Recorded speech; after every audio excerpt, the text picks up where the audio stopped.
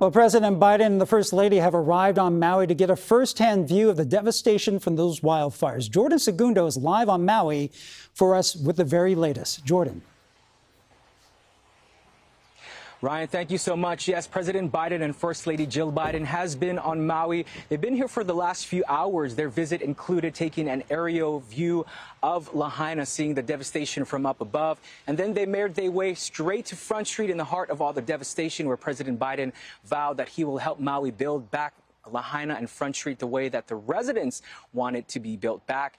Now, in this visit, he'll also be meeting with fire victims and survivors, where some survivors say he couldn't come earlier, and some say that it's a little too late.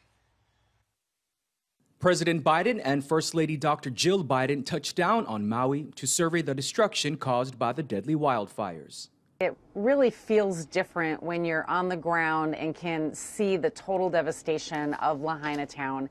And then he'll talk to some of the families that have been impacted by this. Flames engulfed the historic town of Lahaina almost 2 weeks ago, killing over 100 people, including Luis Vargas' son. The 14-year-old was home alone when the fire started. When I got to his bedroom, he was there, lying and hugging my dog. But he was not as I expected, in ashes.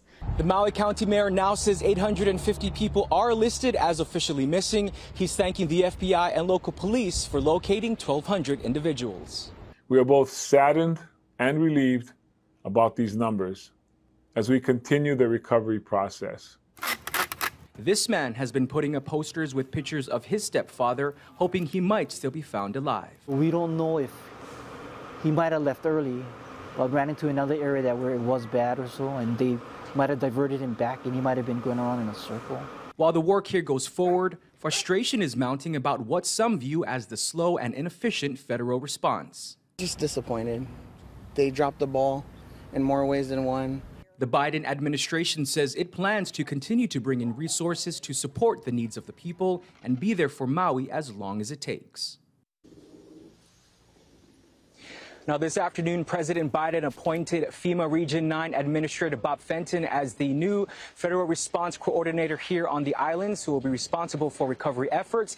FEMA also saying that they have distributed $8.5 million to around 8,000 local families here on the island. Ryan?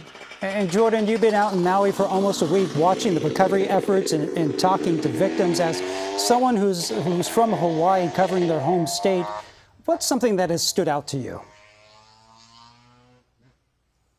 You know, the one thing that stood out to me, Ryan, seeing, the devastation and seeing just the heartache, was that the people all here have been coming together, supporting one another. We did see and hear, the roads being closed off and a lot of frustration with that. But when we came out here and had a chance to survey the area ourselves, it's the people really helping one another out through this tough time. And we did mention earlier in some of our packages that the banyan tree out there on Front Street, an iconic symbol here in Lahaina, is still standing.